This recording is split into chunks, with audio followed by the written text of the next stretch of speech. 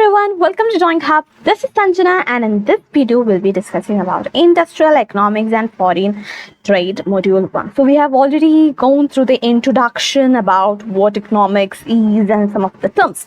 Okay, so in this video we will dive deep into the first module, like what demand is. We have studied what the law of demand and what law of supply is, but we do not know what the definition, right? So we have to study about the definition in this module, what demand is, what supply is, then what production is, what are the factors of production. So we'll be learning a lot of things on that. Okay, so now moving on. First of all, what is demand? Okay, what is demand? So in demand, if we want to say a person is in demand, that is, or a commodity is in demand, means three things have to be there. Okay, first one, a person should have an effective desire. The person should have a desire to buy. The person will not simply go and buy if there is no use of. We are not taking into the term use. Instead, the person, if the person does not like that thing, will that person buy? No. So there is desire. So the first thing is desire. Second thing is ability. Okay. Say a person wants to buy a car that costs 10 lakh rupees. But the person does not have that much amount of money. He does have desire, but can he buy it? Because he does not have the ability. So that is a second thing. Now the third thing is willingness to pay for the component or commodity. See, if I have the desire, okay, I have, for example, I want to buy this water bottle. Okay, I want to buy this water bottle. Okay, and this one cost around 150 rupees. Okay, say this one cost 150 rupees. Okay, I do have the ability to buy this and all. I have the money to buy this bottle. Okay, I have desire, I have ability, but for me, when I look at this bottle, okay, this one costs not more than 100 rupees. So I'll tell the shopkeeper, if you are selling this to me for 100 rupees, I will buy it. Otherwise, I don't want it. So that is willingness. I have the desire to buy it. I have the ability to buy it. But I'm not willing, means then there is no demand over there. So the person should be willing to pay for it.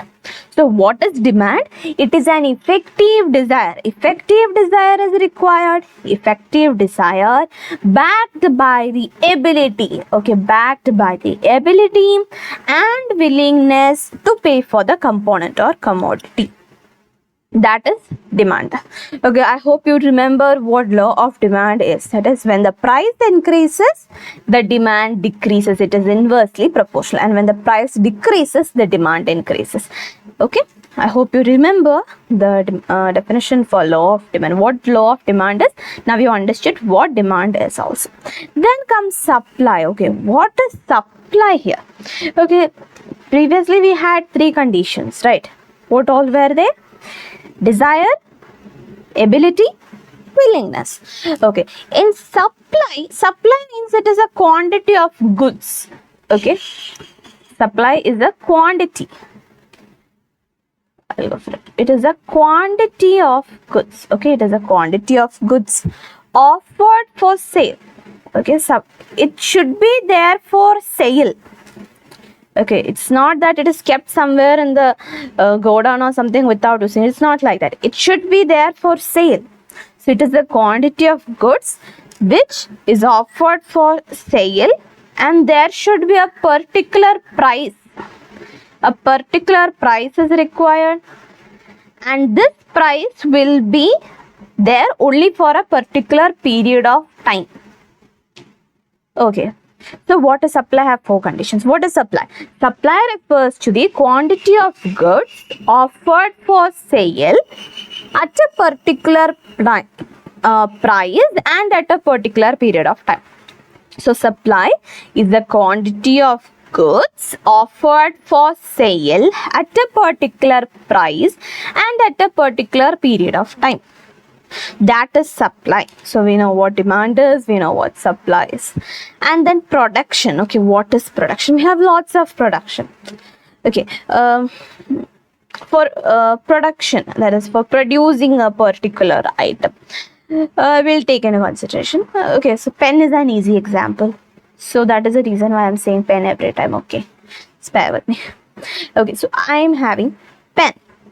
So what all does it require to make this pen, to produce this pen? Okay, first of all, think about the structure. We'll dive deep into it. Okay, we have a plastic portion. Don't we have a plastic portion? Then the refill, we have ink, we have nib, all those things, right? Okay, so in order to make this, okay, in order to produce this, what all things are required? I require machine is needed. Yeah, machine is needed. People are required. Yeah, labor. People are required to keep this thing over there, to pack things and many other things. Okay, then for producing one pen, okay, but for producing a bulk of pen, there requires a certain amount of time. So time is required, right? Capital, no one can produce anything without money. So capital, money is required. Okay, so where is this happening? Where is this being produced? It needs a space. It needs a location. Yeah, it needs space. Okay, so once these things are produced and all, it should be distributed, right? It should be given to different shops and things. So distribution, for that transportation is required. Transportation. Right, so there are so many production, right? For producing a particular thing, that is for producing a pen, there are so many things that they have to do, right? Okay, so these things we have brought them together into 4 factors. That is, we have factors of production. We have 4 factors of production. Okay, I have 4 factors of production. First one is land. Land means, okay, I'll say that. Okay, land. Second one is labor. Labor, capital, land, labor, capital, and organization. Okay. Organization. I'm sorry.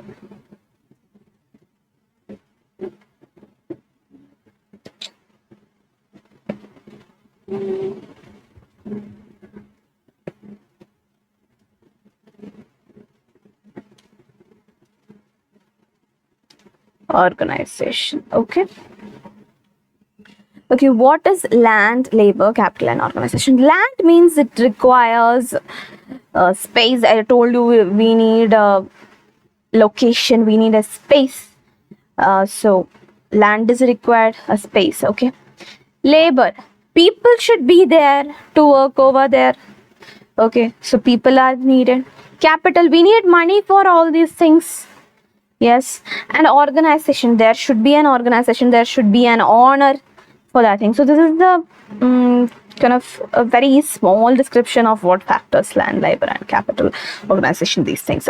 Okay, land means it is all the nature of resources. Nature of resources means we use the resources over here. Like for land, what will say? People will have to give rent. If we are going for rent wise, or if we are purchasing it also, we'll need money. So mostly we take it into terms of rent. Okay. So land means rent is required. So it is a nature, it all the nature of resources. Then the second one is the labor. What is labor? Okay, labor, we have 2 types of labor.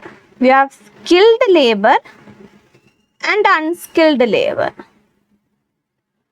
Skilled labor and unskilled labor.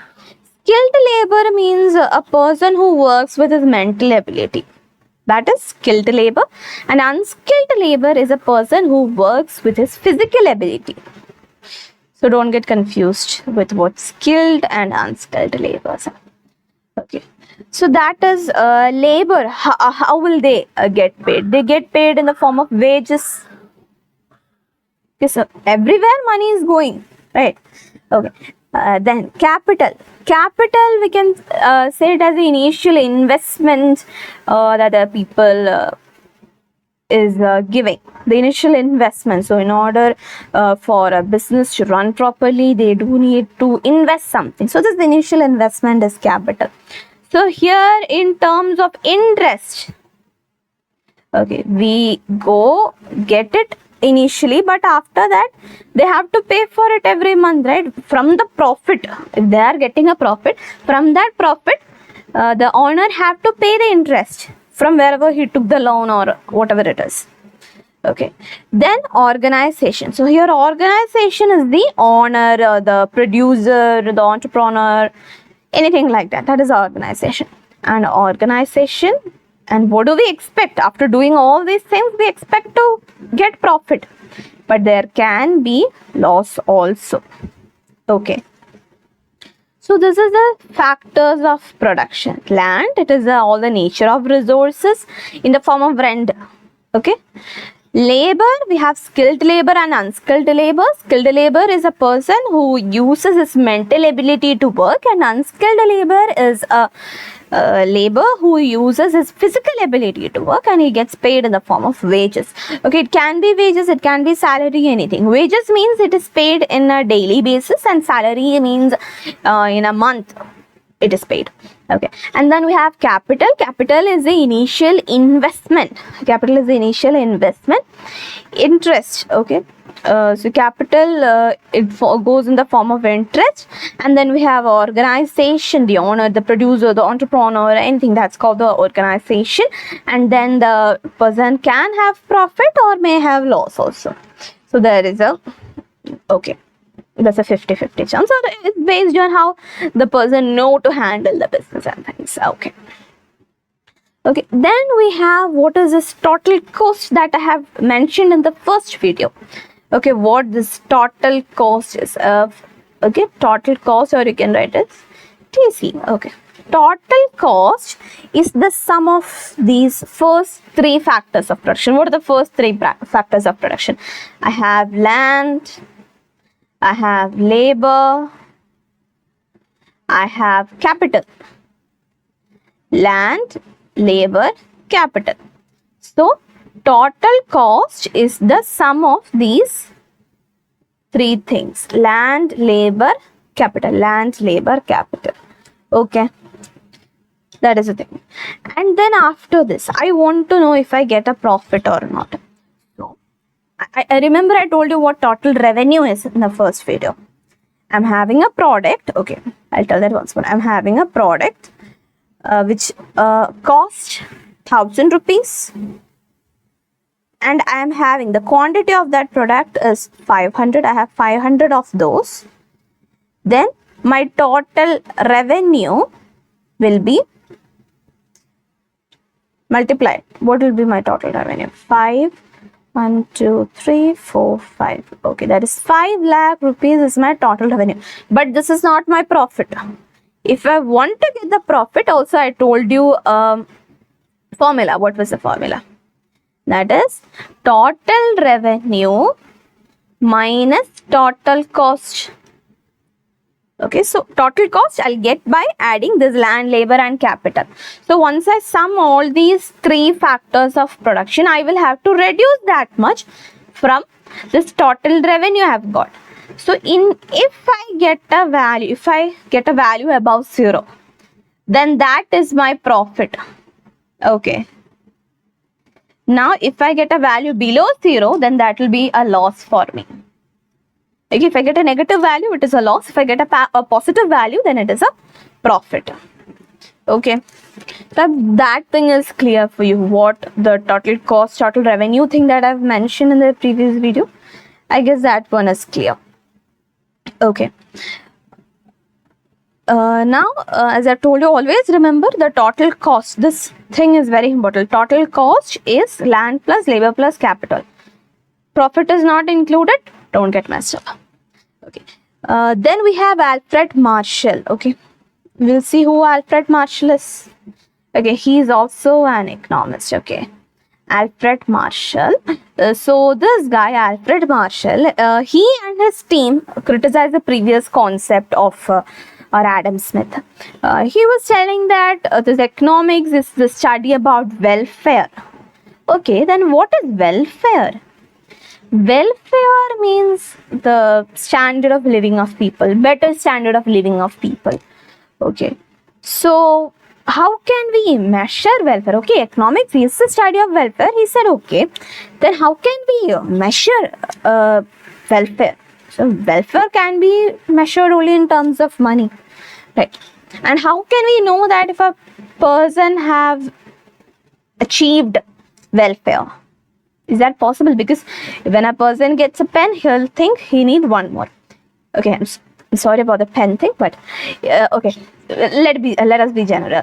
A person gets something, he'll say, okay, I need this one. A person gets a cycle, then I need a bike, then I need a car, then I need a a flight, I need a ship, and it goes on, because a person is never satisfied. Humankind is like that, right? So we can never measure welfare, and for that reason his concept did not last so long. Okay, so it was soon put down, because welfare is not that easy to be measured. Alfred Marshall he is. Okay, and then comes what is business cycle or a trade cycle. So we'll go a little bit to history so that you can add them in your paper, just to stuff down, not necessary. So during the 1930s, where the time of Great Depression, if you must have heard, about Great Depression. Okay, so this was a time of Great Depression in 1930s. Okay, so at that time, so in reference with this, we can study the business cycle or trade cycle. Okay, so during this time, the mothers and all in Britain, they were forced to sell their children, because when they sell their children, one thing, they'll get some money to survive them for some days, but when they sell their children, the children will be able to, nothing other things. Okay, we are not taking any other things into consideration. Only that the children will get some food. Children will get some food to survive, and that's what the parents want. That's what the mothers want, right? That's what any mother would think for. So for that, even it was the prettiest of conditions back then. And also, we have to learn about this trade cycle in the form of a graph. So I'll be drawing that over here. Okay. Gotta find a space. I'll do it over here. Okay, I draw the y-axis and the x-axis just like that. Here I have the origin. This is my y-axis. Okay, y-axis. This is my x-axis. In the y-axis, I'm giving growth rate. Okay, y-axis for growth rate and x-axis for years.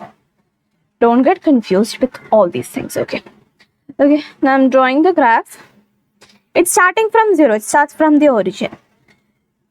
I'll just draw it, and then I'll explain it later. I guess that would be better.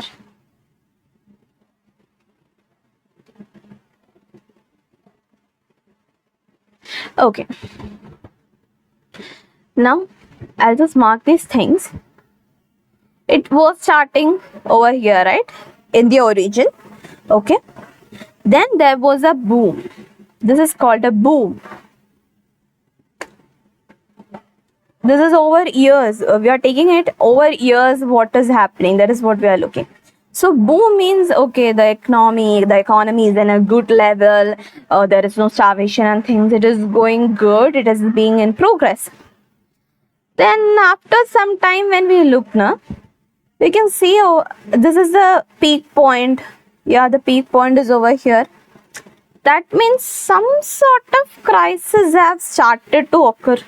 Some sort of crisis has started to occur. And then look over here. It is going down. It's going down, but still it is in a positive axis. So it's going down means it is going to recession. It's going down to recession. So there is some problem. Okay. Now, once it goes to recession, it's going down again. It is going to the negative axis now. So that is depression. So from recession, it is going to depression. At that time, slowly, they'll try to recover. The government will put forward recovery packages and things. And then they will recover slowly. So that is recovery. So here you can see that this things keeps on happening. There will be a boom, a crisis, a recession, a depression, and then it keeps on increasing. Okay, so it never goes down again. That is, if we take, so this is in a short term manner, but if we take it into consideration long term, then it will increase in a linear fashion just like this. Okay, it will go in a linear fashion. Okay, so this is the graph for business cycle or trade cycle. You can just note it down.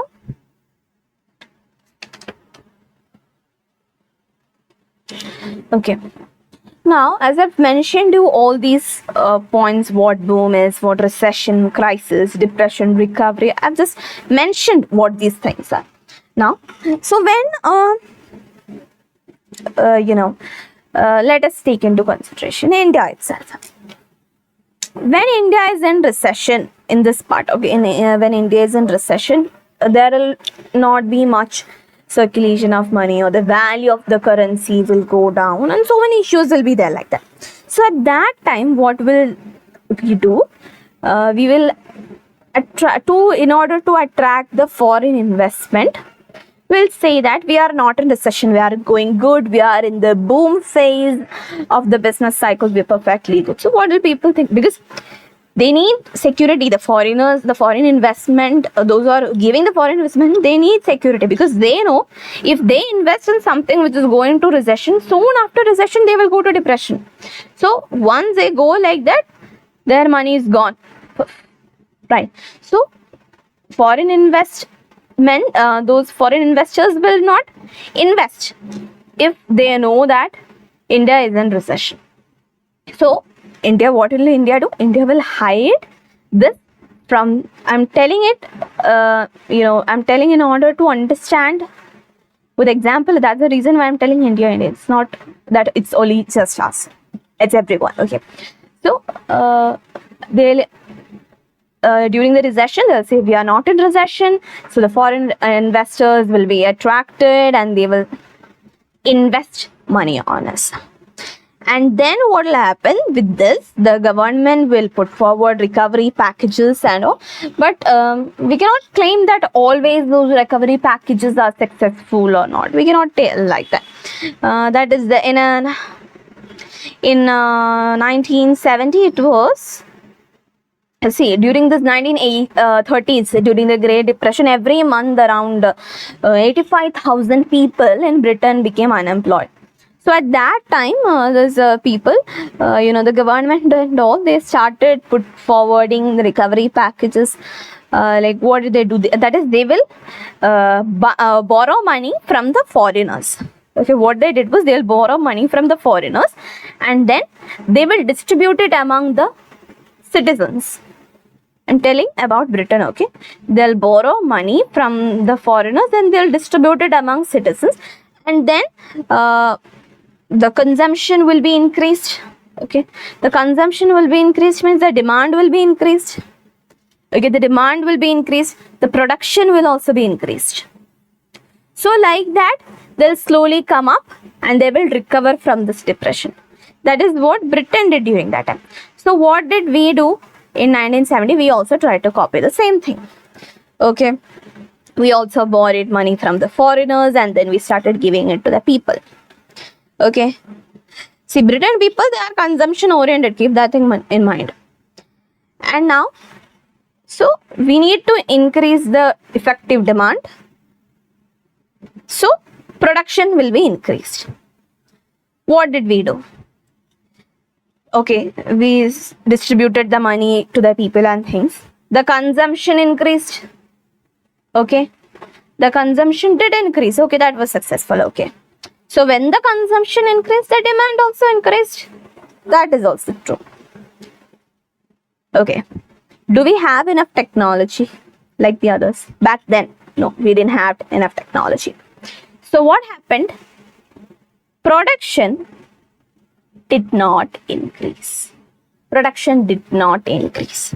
See here, now the consumption is increased, the demand is increased, but we do not have enough things. Production is not there because we do not have proper technology. So what will happen? The price will increase. The price increases means what happened there? Inflation. We go deep down into depression again. That's what was happening. So always, we have to study a lot of things before taking into before jumping into conclusions. Like, we cannot just go for some random recovery packages just by copying someone else, right? So okay, that is one thing. So this is about the examples: 1930s Great Depression of Britain and 1970s thing. Okay. Also now in this graph thing, one thing I have to tell is the second boom. So this is my first boom and this is my second boom. Okay, so the second boom will always be greater than the first boom. As I told, see, in short term it is going in this manner. See, short term it is going like this. In long term it will go like that, in a linear fashion. Okay, so business cycle, if you are asking me for a proper definition or something, I can just say the business cycle or the trade cycle shall consist of boom, recession, depression and recovery. Then you can write these examples. You can write what boom is, what recession is, what crisis is, what depression is, what recovery is. You can include all those things, and then you can also mention about the 1930s period of Great Depression and things. Then we have another professor. Okay, now what is this professor? His name is Professor Robbins. Professor Robbins. So now what did he say? He criticized all the other previous concepts. Okay, he criticized all the other previous concepts and he said economics is the study of scarcity of resources. Okay, scarcity of resources. It is because resources are not properly available. It is because it is not properly reaching to everyone. It is because of this scarcity. Problems are arise, and the study of this scarcity of resources is what we call economics. That's what Professor Robbins said. Okay, and then what are the reasons for scarcity? Question comes. Okay, what are the reasons for scarcity? There are 3 reasons for scarcity. Okay, first one, human wants are unlimited. I told you before. Every time we get something new, we want to get something else. We are always in a greedy way. It's not about greedy, it is our nature, the trait, the basic human trait. Okay, so that is human wants are unlimited, but the resources are limited. We have resources, but they are limited. And these limited resources have alternative use. Limited resources have alternative use. I have unlimited. Human wants are unlimited. Resources are limited. Alternative uses of the limited resources. So these are the reasons for scarcity. Okay, I don't think I have to explain this deep down. Like, we know already things. We know, of course, the natural resources are limited. We know that. Okay, we know that we have lots of wants are never end. The so-called never-ending list is what we have, and these resources. If we are taking into water, we are not just using water for drinking. We use it for cooking, we use it for bathing, we use it for watering the plants, gardening. So many things are required for manufacturing. So many things are there. So, but as a whole, it is a limited resource, but it have alternative uses. This is an example. So like that, so many things are there. Okay. So this is the basic things which you have to know in this module. In the next video, I'll be telling about what the basic economic problems are and other things. Okay, so if you have any doubt so far, please let me know in the comment section. So till then, bye bye.